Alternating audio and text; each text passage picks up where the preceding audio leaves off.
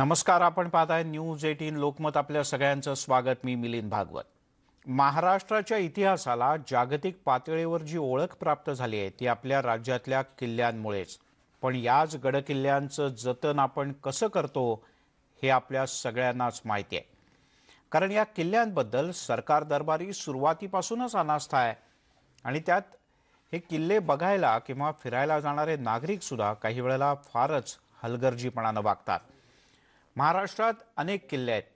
महाराष्ट्रात इतके किल्ले देशाच्या कोणत्याच प्रांतात सापडणार नाहीत. छत्रपती शिवाजी महाराजांनी याच किल्ल्यांच्या माध्यमातून हिंदवी स्वराज्याची अभेद्य अशी तटबंदी उभी केली. हेच गडकिल्ले महाराष्ट्राच्या गौरवशाली इतिहासाची आणि शौर्यशाली परंपरेची साक्ष आहेत. छत्रपती शिवाजी महाराज आणि किल्ले यांचं एक अतूट नातं आहे. पण या किल्ल्यांकडे आपलं सातत्यानं दुर्लक्ष होत आहे. शिवचरित्रातून अनेक प्रसंगी या किल्ल्यांचा उल्लेख येतो आणि या किल्ल्यांनी शिवचरित्रातल्या अनेक गोष्टी अनुभवल्या आहेत. सध्या पर्यटक राज्यातल्या किल्ल्यांवर पर्यटनासाठी जातात, पण यावेळेला किल्ल्यांवर इतक्या मोठ्या संख्येनं येणाऱ्या दुर्गप्रेमींना अन्न, पाणी, निवारा, शौचालय अशा प्राथमिक आणि अत्यावश्यक गरजा पुरवणाऱ्या व्यवस्थाच फारशा उपलब्ध नसल्याचं दिसतं. ज्या आहेत त्याही अतिशय तुटपुंज्या किंवा खराब अवस्थेत. आपत्कालीन व्यवस्था, सुरक्षा हे विषय पुरेसे गांभीर्यानं घेतले जात नाहीत. अनेक गडांवर मोठ्या प्रमाणात संवर्धनाचं काम सुरू आहे, पण पर्यटकांच्या प्राथमिक गरजांकडे मात्र लक्ष दिलं जात नाही. अधिक लोक गडावर येतील जर का या गोष्टींची पूर्तता झाली तर. सध्या महाराष्ट्रातील किल्ल्यांची स्थिती नेमकी कशी आहे? किल्ल्यांवर पर्यटनाच्या सुविधा नेमक्या कशा आहेत? किल्ल्यांचं पर्यटन विकासासाठी काही उपयोग नेमका होतोय का आणि होत असेल तर किती होतोय? या सगळ्याबद्दल आज दिवसभर न्यूज 18 लोकमतवर किल्ल्यांच्या संदर्भातलीच मोहीम आपण पाहणार आहोत.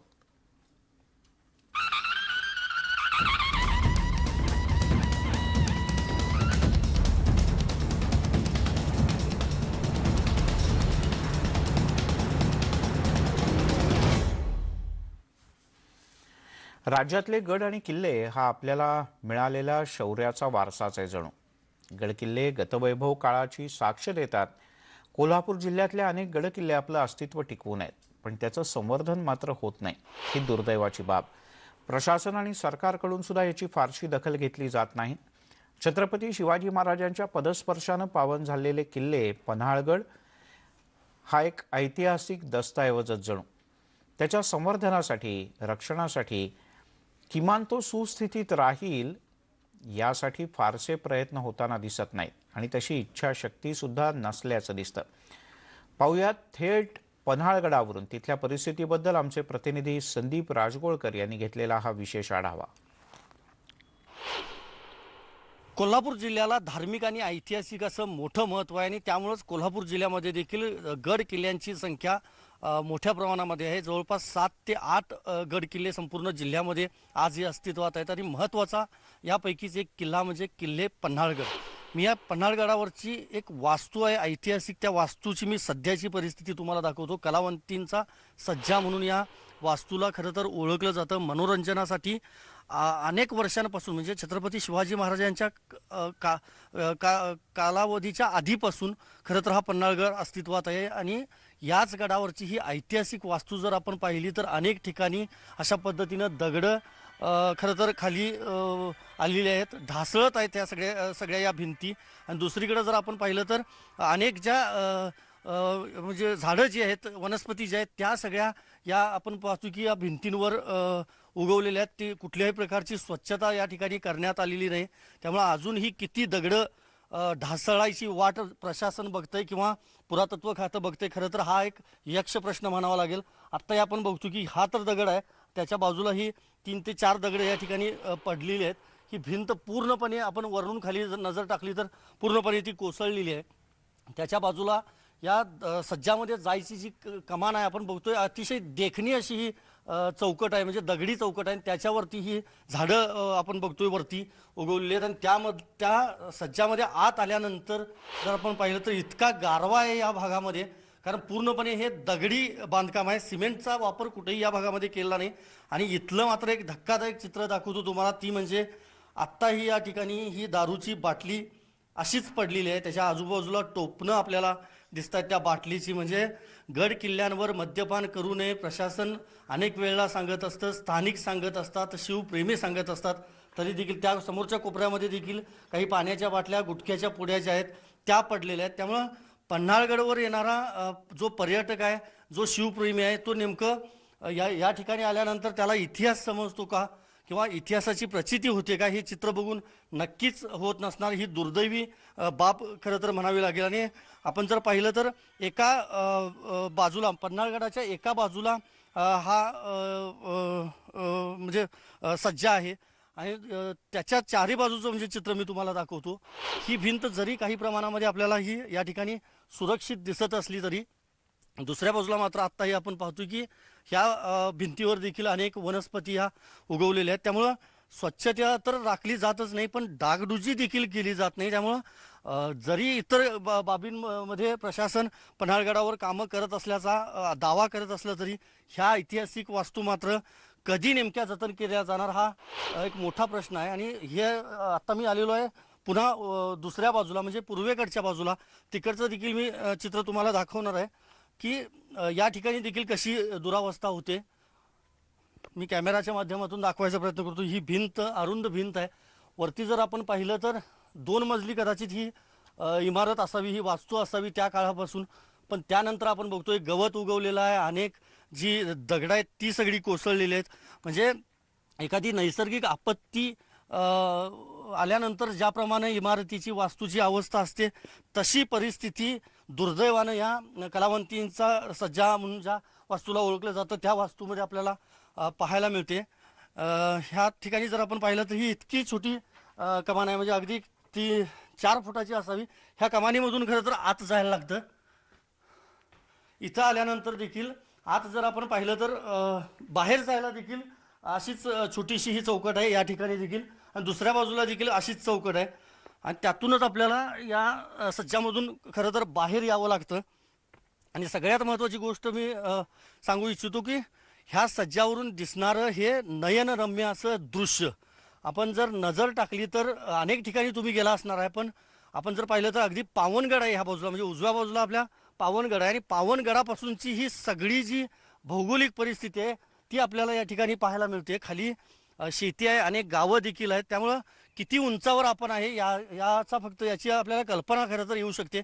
आणि त्यामुळंच हा सज्जा जर विकसित केला इथं तर हे नवीन एक पर्यटन स्थळ म्हणजे पर्यटन केंद्र म्हणून पन्हाळ्यावरचं ओळखलं जाऊ शकतं. कारण अजूनही मी दाखवतो ह्या भिंतीच्या पलीकडे जर पाहिलं तर खोल दरीप्रमाणे हा सगळा भाग आहे आणि खाली अनेक घरं देखील आहेत, शेती देखील आपल्याला पाहायला मिळते. त्यामुळं लांबपर्यंत जर नजर टाकेल शेकडो किलोमीटर अंतरापर्यंत धुक्याचे म्हणजे थंडीचे दिवस असल्यामुळे आपल्याला खरं तर दिसून येणार नाही, पण आपण जर विचार केला तर किती नयनरम्य दृश्य या ठिकाणावरून आपल्याला दिसू शकतं याची आपण कल्पना करू शकतो. माझ्यासोबत इथले पन्हाळ्यातले स्थानिक रहिवासी आणि पत्रकार नितीन भगवान देखील आहेत. मला सांगा, मनोरंजनाचं ठिकाण म्हणून त्या काळापासून म्हणजे शिवाजी महाराजांच्या काळाच्या आधीपासून या वास्तूची ओळख आहे. दुर्दैव म्हणायचं, दगड कोसळत आहेत, भिंत अर्धवट, भूकंप झाल्याप्रमाणे ही वास्तू दिसते सध्या. होय, ही गोष्ट खरी आहे. पण याचा इतिहास बघता इब्राहिम आदिलशहा दुसऱ्यानं 1305 ते 1608 पर्यंत ही इमारत म्हणजे सगळ्याच पन्हाळ्याच्या इमारती बऱ्याचशा बांधल्या आणि आज त्यातल्या बऱ्याचशा भग्नावस्थेत व्हायला लागल्यात. पुरातत्व खातं अजिबात लक्ष देत नाही. किंबहुना आलेला खर्च कुठं जातो हेच पन्हाळकरांना समजत नाही. आणि आता तर राज्य शासन म्हणते की पर्यटन महोत्सव करायचा. पर्यटन महोत्सव करायचा तर पन्हाळ्यावर येणारे लोक काय बघणार असाही प्रश्न निर्माण होतोय. ऐतिहासिक इमारती भग्न व्हायला लागल्यात, ह्या दुरुस्त करणं गरजेचं असताना याची डागडुजी करत असताना 10 वर्षापूर्वी या इमारतीची खरं तर डागडुजी सुरू झाली होती. 2-2.25 कोटी रुपये पुरातत्व खात्याकडून 2-2.25 कोटी रुपये आले होते असे त्यावेळेचे विभागीय अधिकारी रंगास्वामी आम्हाला सांगायचे. पण ते काम अर्धवटच त्यांनी सोडलं आणि ते निघून गेले. म्हणजे काय नेमकं हे समजूच शकलं नाही आम्हाला. आम्ही आपलं समजत होतो की पन्हाळा आता लवकरच ऊर्जित अवस्थेत येणार, इथल्या ऐतिहासिक इमारती पुन्हा नवीन रूप घेतील, पण असं काहीही घडत नाही आहे. येणारा फक्त अधिकारी आपलंच पोट भरतोय आणि निघून जातोय.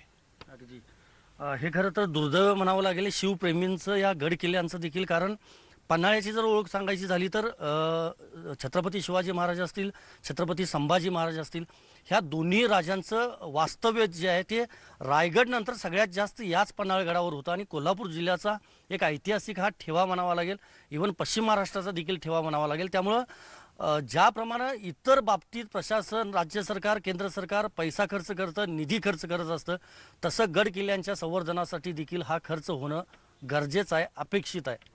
संदीप राजगोळकर, न्यूज 18 लोकमत, पन्हाळगड, कोल्हापूर.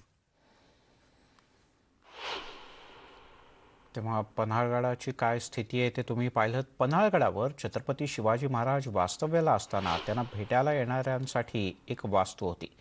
आजच्या भाषेत सांगायचं तर त्याला वेटिंग रूम म्हणता येईल. ती वास्तू आता कशा स्थितीत आहे तुम्ही याची दृश्य बघा. सविस्तर रिपोर्ट आमचे प्रतिनिधी संदीप राजगोळकर यांचा. कोल्हापूर जिल्ह्यातला किल्ले पन्हाळगड हा 1673 साली छत्रपती शिवाजी महाराजांनी जिंकला आणि त्यानंतर अनेक वेळा शिवाजी महाराजांचं वास्तव्य जे आहे ते या किल्ल्यावर होतं, पन्हाळगडावर होतं. बाले किल्ल्यात ज्या वेळा महाराज स्वतः असायचे त्यावेळा महाराजांना भेटण्यासाठी अनेक ठिकाणचे सरदार असतील, वतनदार असतील किंवा कुणी यायचं वेगवेगळ्या कामांसाठी या पन्हाळगडावर. आणि त्यावेळेला आत्ताच्या भाषेत जर सांगायचं झालं तर वेटिंग रूम कशी होती ही मी तुम्हाला दाखवतो. मी ज्या आता इमारतीवर उभा आहे ती हीच वेटिंग रूम आहे. म्हणजे इथं आल्यानंतर त्या सरदारांची, वतनदारांची चौकशी केली जायची, त्यांची नोंद केली जायची, त्यांचं चेकिंग देखील केलं जायचं. आणि मराठीमध्ये एक शब्द आहे डेरे दाखल, म्हणूनच या वास्तूला डेरे महल म्हणून ओळखलं जायचं त्या काळामध्ये. आणि आत्ता आपण पाहतोय की ही भग्नावस्था या वास्तूची, इमारतीची 2 मजली खरं तर ही त्यावेळेला इमारत असल्याचं इतिहासामध्ये नोंद आहे. पण आत्ता आपण पाहतो की समोरचं हे प्रवेशद्वाराजवळची फक्त एकच भिंत शिल्लक आहे.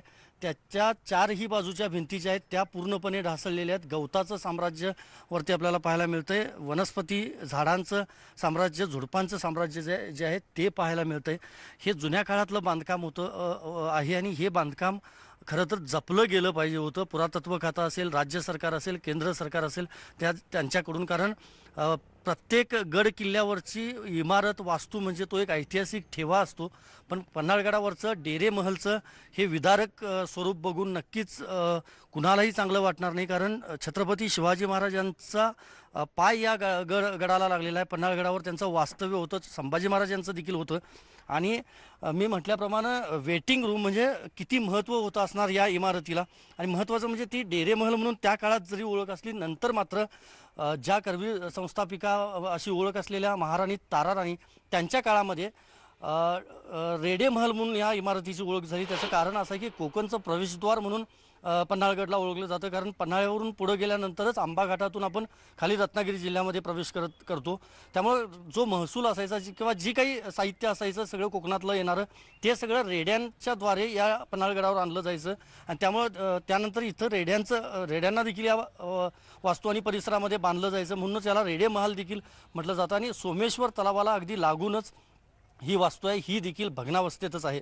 संदीप राजगोळकर, न्यूज 18 लोकमत, पन्हाळगड, कोल्हापूर. एखाद्या जिनियसची ओळख ही त्याच्या बालवयातच होते असं म्हणतात. लहान मुलंसुद्धा त्यांच्या बालवयापासूनच त्यांच्या क्षेत्रात अतिशय उत्तम कामगिरी दाखवत असतात. नेटवर्क 18 सुद्धा अशाच काही जिनियस मुलांना घेऊन आपल्या भेटीला येते. मुंबईतल्या जयादित्य या गणिताच्या मास्टरला बायजूज यंग जिनियसमध्ये संधी मिळाली.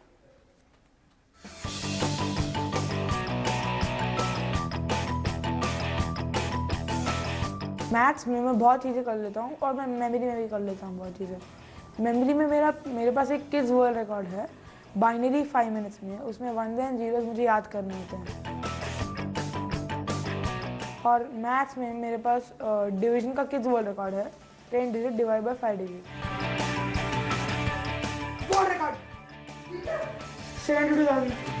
मैथ्स में कैलेंडर डेज कर लेता हूँ, स्क्वायर रूट्स कर लेता हूँ, मल्टीप्लिकेशन कर लेता हूँ, सब कुछ कर लेता हूँ. मुझे क्रिकेट खेलना बहुत पसंद है। मेरा फेवरेट प्लेयर विराट कोहली है। मैं चेस खेलता हूँ मेरे घर पे, मैं ऑनलाइन खेलता हूँ चेस मेरे स्पेयर टाइम में। मुझे टीवी भी देखना बहुत पसंद है। और फिर मुझे मेरे स्कूल को थैंक यू बोलना है, मुझे हमेशा सपोर्ट करने के लिए। फिर जीनियस किड के मुझे मेरे ट्रेनर्स को भी बहुत थैंक यू बोलना है, मुझे सब सिखाने के लिए। और मुझे बायजूस को भी बहुत थैंक यू बोलना है, मुझे ऐसी अपॉर्चुनिटी देने के लिए।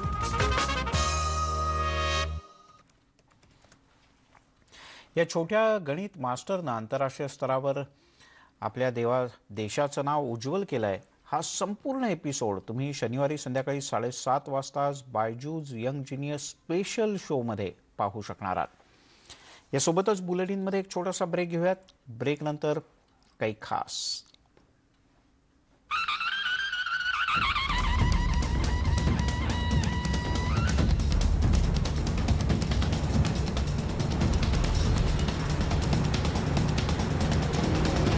आपण आज ही मालिका पाहतोय आणि या सगळ्या संदर्भात बोलण्यासाठी माझ्यासोबत आहेत कोल्हापूरमधले स्थायिक आहेत, मात्र संपूर्ण राज्यभरातल्या गड किल्ल्यांची आणि इतिहासाची माहिती असलेले इतिहास संशोधक इंद्रजित सावंत माझ्यासोबत आहेत। मी त्यांच्याकडून खरं तर जाणून घेणार आहेत अनेक अशा गोष्टी की ज्या तुम्हाला माहीत नाहीत, शिवप्रेमींना देखील माहिती नसतील।